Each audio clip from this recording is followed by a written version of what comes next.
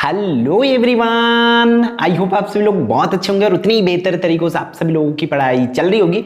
तो भाई जो है हम लोग फाइनली इस वीडियो से आपके देखने वाले हैं विज्ञान का। ठीक है, विज्ञान की चैप्टर नंबर 1 से लेकर के 10 तक के इंपॉर्टेंट क्वेश्चंस जो कि आपके तिमाही परीक्षा, अर्धवार्षिक परीक्षा और फाइनल बोर्ड एग्जाम आपके 2025 के लिए इंपॉर्टेंट होने वाला है, क्योंकि मैं वही क्वेश्चंस प्रिपेयर कराऊंगा जो आपके बोर्ड एग्जाम के लिए काम हो, है ना। इस बार आपके बोर्ड एग्जाम है भाई, तो मैं ऐसे क्वेश्चंस को नहीं रिकमेंड करूंगा जो सिर्फ तिमाही परीक्षा के लिए इंपॉर्टेंट हो और बोर्ड के लिए ना हो।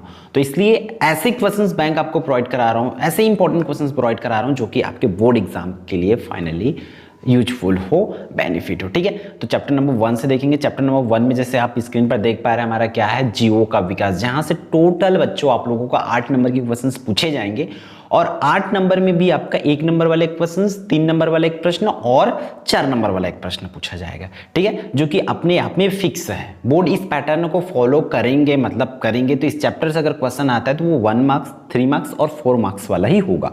ठीक है, अब जरूरी नहीं कि कंप्लीट सीधा सीधा आपका 8 नंबर का आ जाए बोर्ड एग्जाम में, ऐसा नहीं होता। बट कोई सभी, जैसे कि 3 मार्क्स वाला आ सकता है या तो 4 मार्क्स वाला आ सकता है, इस तरीके से क्वेश्चन आती है। तो देखो 3 मार्क्स के लिए आपकी स्क्रीन पर है, मैं क्वेश्चंस दिखा रहा हूं आप लोगों को। ये यहां देख सकते हैं, जैसे कि आपका क्या पहला क्वेश्चन, कृत्रिम चयन और प्राकृतिक चयन में 3 अंतर, समजात अंक, समवृद्धि अंक और अवशेषी अंक। ये ऐसे प्रश्न हैं जिसको 3 नंबर में भी पूछे जाते हैं और 4 नंबर में भी पूछे जाते हैं, इसलिए आप तीनों को करेंगे। कृत्रिम चयन, प्राकृतिक चयन में अंतर हो गया, समजात अंक, अवशेषी अंक और समवृद्धि अंक को अच्छे से करेंगे। फिर कुछ एक्स्ट्रा क्वेश्चन है, जैसे कि चारों को तो मोस्ट इंपॉर्टेंट है ये, कुछ एक्स्ट्रा क्वेश्चन है जो बुक का आपके चैप्टर्स के मैं लिया हूं, जैसे कि क्या मनुष्य की बढ़ती आबादी का बाघों की संख्या पर। ये क्वेश्चन जो है 2019 में पूछे गए थे, इस वजह से इन तीनों क्वेश्चंस को आप कर सकते हैं। फिर उसी तरीके से अनुकूलन और जीवाश्म की बात करें तो अनुकूलन और जीवाश्म इस साल पूछे जा चुके हैं 2024 बोर्ड में, तो आप इस चैप्टर क्वेश्चन नंबर 8 को छोड़ सकते हैं। बट ये लास्ट क्वेश्चन जो है, एक ही जाति समूह में उपस्थित सभी जीवों के लक्षण समान होते हैं, इस समानता के कोई 3 कारण लिखना है।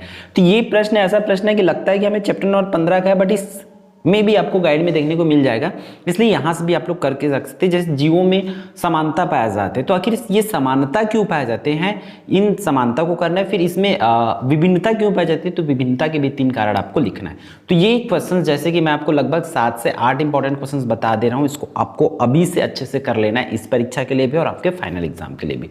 ठीक है, लगभग कोई पूछे जाएंगे तो इसी में से ही आपको पूछे जाएंगे। ठीक है, 4 अंक के लिए फिर से वही समजात अंक, समवृद्धि अंक और अवशेषी अंक को पूछा जा सकता है, जो कि आपको 3 नंबर के लिए पढ़ चुके, तो यहाँ आपको दोबारा पढ़ने की जरूरत नहीं पड़ेगा।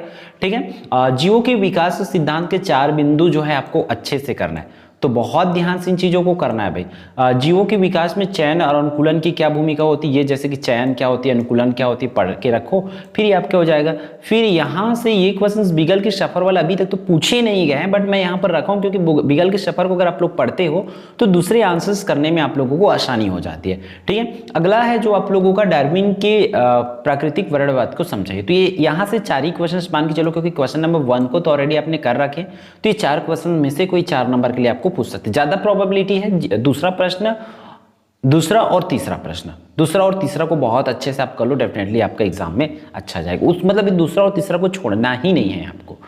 ठीक, फिर चैप्टर नंबर 2 पे चलते, जहां से अम्ल, क्षार एवं लवण है। अम्ल एवं क्षार एवं लवण से बात करें तो आप लोगों का 8 नंबर से पूछा जाएगा। सिमिलरली 1 मार्क्स की 2 क्वेश्चन, 2 नंबर वाला एक प्रश्न और 4 नंबर वाला एक प्रश्न, तो 2 नंबर में पूछे जाएंगे। मतलब जाहिर सी बात है 2 नंबर वाला प्रश्न कुछ भी पूछे जा सकते हैं पार्ट के अंदर से। फिर भी मैं आप लोगों को ऐसे क्वेश्चंस बता रहा हूं जो जिसकी पूछे जाने की प्रोबेबिलिटी बहुत ज्यादा है, और आप लोग अगर तैयारी कर रखे तो इन क्वेश्चंस को जरूर करेंगे। जैसे कि पहला प्रश्न आप लोगों का पीएच मान क्या है, तो पीएच मान आपको बताना है कि भाई पीएच मान किसी जलीय विलयन में हाइड्रोजन आयन की मात्रा को या ग्राम प्रति लीटर में दर्शाता है इस तरीके से, या पीएच मान अम्लीयता व क्षारीयता की माप होती है इस तरीके से। पीएच मान, अरे मैं आंसर बताने लग गया क्वेश्चन बताते बताए। ठीक है, पूरी आंसर्स वाली वीडियो भी डल गई है, आंसर्स आप लोग वहां से जा करके देख सकते हैं भाई।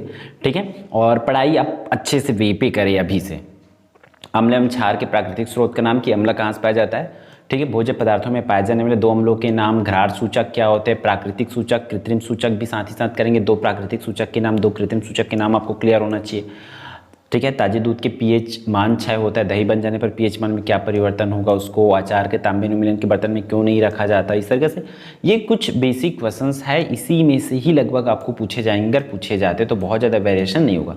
4 नंबर के लिए इस तरीके से कुछ पदार्थों के पीएच मान दिया तो आप लोग पीएच स्केल कर लो, डेफिनेटली आप इन क्वेश्चन को कर लोगे। जैसे कि खाने का सोडा का पीएच मान इतना है तो दिया हुआ है, तो इसके आधार पर बताना है कि कौन सी क्षारीय प्रकृति की है, कौन सा अम्लीय प्रकृति है, तो आप आराम से कर सकते हो। ठीक है, तो इन क्वेश्चंस को जरूर कर लेना। ये 3 से 4 क्वेश्चंस है, ये 4 क्वेश्चन, इसी में से ही चारों में से ही लगभग कोई एक क्वेश्चन आपको फाइनल एग्जाम में देखने को मिलेगा और बहुत ज़्यादा वेरिएशन देखने को नहीं मिलेगा। एक चीज़ को भी याद रखना, तो तिमाही परीक्षा के लिए भी आप इन चारों प्रश्नों को करके रख सकते हैं। ठीक है, ऊष्मा और तापमान चैप्टर नंबर 3 से, जहाँ से 7 नंबर के क्वेश्चन पूछे जाएंगे। 1 मार्क्स की 2 प्रश्न, 2 नंबर वाली 1 प्रश्न और 3 नंबर वाली 1 प्रश्न। मैं बार बार बोल रहा हूँ, इकट्ठा 7 नंबर का नहीं पूछेंगे, मतलब आपको एक ही चैप्टर से इकाई नहीं बनता है ना, इसकी इकाई किसी और चैप्टर के साथ होगी, तो उन तीनों चैप्टर मिला के टोटल 7 नंबर का पूछे जाते हैं। तो या तो 2 नंबर का पूछे जाएंगे या 3 नंबर का पूछे जाएंगे, इस तरीके से। तो 2 नंबर के लिए प्रश्न आप लोगों को करना है, जैसे कि ऊष्मा क्या है, ताप क्या है, ये दोनों को करोगे। फिर ऊष्मा के व्यवहारिक और एसआई मात्रक बताना है। ऊष्मा क्या है ये तो कर लोगे, ऊष्मा की मात्रक बताना है। फिर विशिष्ट ऊष्मा की परिभाषा देखना है, विशिष्ट ऊष्मा हो गया, गुप्त ऊष्मा हो गया। इस तरीके से जो छोटी छोटी परिभाषा है, इन परिभाषाओं को आपको करते हुए चलना है। ठीक है, गुप्त हो गया, गलन की गुप्त ऊष्मा, तो इतना में से लगभग, जैसे कि विशिष्ट ऊष्मा, ऊष्माधारिता करते हो आप लोग, तो इतना सफिशिएंट है आप लोगों के एग्जाम के लिए। ठीक है, क्योंकि जो भी मैं बता रहा हूँ आप लोगों के एक्सपीरियंस का अकॉर्डिंग बता रहा हूँ, लगभग इतना सफिशिएंट है। आप इन क्वेश्चंस को जरूर करके रखो। हालांकि आप लोग पहले पढ़ोगे ज़्यादा लग रहा होगा, बट अब डिटेल आपको इन चीज़ों को करना पड़ेगा। अब 3 नंबर की बात करें तो तापमान में परिवर्तन वाले प्रश्न दिया जाते हैं, जैसे कि इस साल पूछे जा चुके 2024 बोर्ड में, तो इसके अगले साल आने के चांसेस थोड़ा सा कम हो सकता है, बट इस चैप्टर से ऐसे प्रश्न पूछे जा सकते हैं, इसलिए मैं इन क्वेश्चन को यहाँ पर रिकमेंड किया हूँ, बता रहा हूँ आप लोगों को। ठीक है, आप लोग चाहो तो इन क्वेश्चन को कर सकते हो, नहीं आता तो मैं आप लोगों को ऑलरेडी चैनल पर बना के दिखाऊँ, तापमान में परिवर्तन एकलव्य पे सर्च करो तो आपको वीडियोस मिल जाएंगे। ठीक है, और जो परिभाषा मैं बोल रहा था, ऊष्माधारिता, विशिष्ट ऊष्मा, गुप्त ऊष्मा, विद्युत शक्ति, संचरण, चालन संवहन, विकिरण, ये सब चीज़ को है ना, तो ये पूरी चीज़ों को आप कर सकते हो, क्योंकि यहाँ पर मैं नोट में लिख दिया हूँ कि 2 अंक में भी यही प्रश्न आप लोगों को क्या होते हैं बच्चों, पूछे जाते हैं।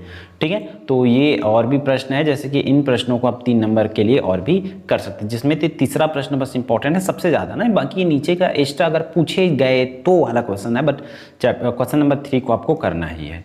ठीक है, क्वेश्चन नंबर चैप्टर नंबर 4 तत्वों का आवर्ती वर्गीकरण, जो कि पार्ट 2 का अथवा है, मतलब पार्ट 2 से या पार्ट 4 से पूछे जाते हैं ना, तो इसलिए इसकी ब्लूप्रिंट सेम होने वाली है। तो देखो यहाँ से बच्चों आप लोगों का ध्यान से देखेंगे 2 नंबर में क्या क्या पूछे जा सकते हैं और समझेंगे आप लोग। ठीक है, और 4 एक तो है 4 नंबर वाले, जो कि वहाँ पर बाई मिस्टेक यहाँ पर 3 लिखा हुआ है, ये 3 नहीं है, ये 4 होना चाहिए मेरे हिसाब से, क्योंकि 2 नंबर और 4 नंबर में पूछे जाते हैं इस चैप्टर से।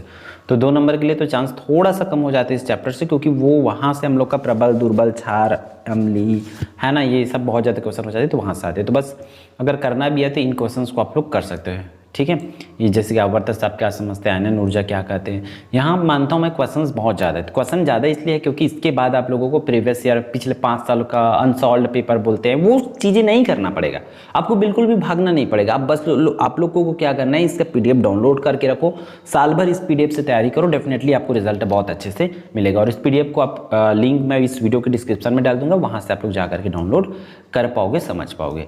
ठीक है, तो इस तरीके से यहाँ से इन क्वेश्चंस को कर सकते हो, जैसे कि आवर्त सारणी में क्या होता है जब दाएं से बाएं जाते हैं, तो गुणों में क्या परिवर्तन होता है, तो लगभग इन्हीं में से ही क्वेश्चंस पूछे जाते हैं। इस तरीके से ये प्रश्न हो गया है कि 3 तत्वों के परमाणु क्रमांक दिया है, तब बताना है कि 18 तत्व का कौन सा होगा, 15 का कौन सा होगा, 13 का कौन सा होगा। इस तरीके से ही प्रश्न पूछे जाते हैं इस चैप्टर से, इसलिए बहुत ध्यान से अच्छे से ऐसे ही प्रश्नों को आपको करना है, और ऐसे क्या इन्हीं प्रश्नों को करना है। ठीक है, चैप्टर नंबर 5 हमारा पर्यावरण, यहाँ से आपको सिर्फ 2 नंबर के प्रश्न करना है। 2 नंबर में परिभाषा करना है, लगभग ये 10, 11, 12 प्रश्न है, लगभग इतना को कर लो। और इनमें से एग्जैक्ट मुझे याद नहीं है कि कौन सा प्रश्न 2024 में आ रखे हैं, तो 2024 में आ रखा है प्रश्न, उन प्रश्नों को यहाँ से आप रिमूव कर दोगे तो आपके पास लगभग 10 प्रश्न करना पड़ेगा, 10 में से कोई एक आएगा, और इतना मेहनत तो आपको करना ही पड़ेगा भाई। ठीक है, तो इसकी PDF डाउनलोड करोगे तो आप लोग बहुत अच्छे से कर पाओगे, और इसको बार बार देखते जाओ, क्वेश्चंस देख के अगर आपको आंसर्स आ रही, मतलब आपकी तैयारी हो रखी, अगर नहीं हो रहा है तो फिर मुश्किल है भाई। यहाँ से 3 नंबर और 5 नंबर के क्वेश्चन पूछे जाते हैं, तो देखो 3 नंबर के लिए स्क्रीन पर आपके पास ये सब क्वेश्चन, जैसे कि विद्युत शक्ति को परिभाषित करना है, विद्युत शक्ति की मात्रक लिखकर वाट व किलोवाट में संबंध बताना है, फ्यूज क्या है या किस पदार्थ का बना होता है वो करना है। फिर अगला प्रश्न है आप लोगों का कि किसी चालक का प्रतिरोध किन किन कारकों पर प्रभावित होता है या निर्भर करता है उनको बताना है। तो इस तरीके से क्वेश्चन करना है 3 अंक के लिए, जिसमें से छठवां मोस्ट इंपॉर्टेंट है, जैसे क्या बोला जा रहा है, विद्युत परिपथ प्रयोग करते समय कोई 3 सावधानी बताना है, ये कर सकते हो। और क्वेश्चन इसी तरीके से, और ये वाला भी 9वां भी देख लो, विद्युत परिपथ में संबंधित निम्न घटकों के संकेत चिन्ह, तो संकेत चिन्ह आप पूरा कर लेना भाई, और प्रतिवर्ती धारा, दिश धारा, तो जो भी क्वेश्चन पूछे जा सकते हैं मैं सबको इकट्ठा एक जगह ला के दे दिया गया हूँ, इसको दिया हूँ इस क्वेश्चन बैंक, इतना जरूर कर लेना, ठीक है। अब यहाँ से 5 नंबर के लिए सिर्फ 3 ही क्वेश्चन सब है। ये सावधानी जो है ऑलरेडी आपको 3 नंबर में भी पूछे जा सकते हैं, 5 नंबर में भी पूछे जा सकते हैं, इसलिए इन तीनों क्वेश्चंस को आप अच्छे से कर लेंगे। फिर एक्स्ट्रा आप चाहो तो इन प्रश्नों पर जा सकते हो, बट नहीं जाओगे तो भी ऊपर का सही है, उतना तक कर सकते हैं। जैसे कि इसको तो जाना पड़ेगा, सॉरी चौथा को तो जाना पड़ेगा, क्योंकि समांतर क्रम संयोजन और यहाँ पर श्रेणी क्रम संयोजन, तो दोनों क्रम के संयोजन के लिए आपको समीकरण तो ज्ञात करना ही पड़ेगा, ठीक है। तो वो क्वेश्चन आप कर सकते हो। 7 का देख लेते हैं। 7 में क्या है, जैविक प्रक्रिया, पोषण, परिवहन, श्वसन, उत्सर्जन। यहाँ से आपको चित्र करना पड़ेगा। एक तो 2 नंबर वाला प्रश्न, 4 नंबर वाला और 6 नंबर वाला। 6 नंबर वाला प्रश्न भी सीधा सीधा बड़ा सा प्रश्न देंगे ऐसा नहीं है आपको। आजकल का क्या है, वेरिएशन चेंज हो गई है, बच्चों तोड़ कर देते हैं, तो आप लोग समझेंगे उस तरीक़े से कि क्या दिया जाता है, क्या बोले जाते हैं, ठीक है। तो 2 नंबर के लिए जैसे कि पौधों में पाए जाने वाले 2 संवहन ऊतकों के नाम व एक कार्य बताना है। पाचन से क्या अभिप्राय, सेल्यूलोज का पाचन किस अंग के द्वारा होता है, परपोषी पोषण क्या है, स्वपोषी क्या है, कोशिका का पावर हाउस किसे कहते हैं, श्वसन द्वारा ली गई वायु में कौन कौन सी गैस होती है, हीमोग्लोबिन के कार्य हो गया, एंजाइम किसे कहते हैं, इस तरीके से प्रश्न पूछे जाएंगे। अब देखो चित्र की बात करें और या 4 नंबर के प्रश्नों में क्या पूछे जा सकते हैं, देखो मनुष्य को उत्सर्जन तंत्र का नामांकित चित्र बनाना है, ये वाला इसमें सो जाएगा। और फिर प्रकाश संश्लेषण की क्रिया में O2 गैस निकलती है, इसको मतलब इन पदों के आधार पर बताना रहेगा, ठीक है। और उसी तरीके से मनुष्य के पाचन तंत्र का स्वच्छ नामांकित चित्र बनाना है, धमनी व शिरा में अंतर, स्टोमेटा के बंद व खुलने की प्रक्रिया, ठीक है। तो इस तरीके से आपको इन्हीं सभी प्रश्नों को लेकर के चलना है, ठीक है। और 6 नंबर में ये सब जैसे कि नेफ्रॉन की संरचना कर सकते हैं, हरित लवक का, तो चांस थोड़ा सा आपको लेना पड़ेगा। ये ऐसा चैप्टर है जिसमें बहुत ज़्यादा आपको पढ़ना पड़ेगा, पार्ट 7 में, पार्ट 8 में और पार्ट 14 में, तीनों पार्ट ऐसा है जो आपको बहुत ज़्यादा परेशान करेंगे, क्योंकि भर भर की चीज़ों को इसमें पढ़ना पड़ेगा, पूरी तरीके से इसको ऑब्जर्व करना पड़ेगा, ठीक है। तो बस ध्यान से इसको कर लेना, ठीक है, इन प्रश्नों को। फिर 8वां प्रश्न देख लेते हैं, जैविक प्रक्रिया, जो कि उसी का है ना, उसमें से पूछ जाएंगे इसमें से।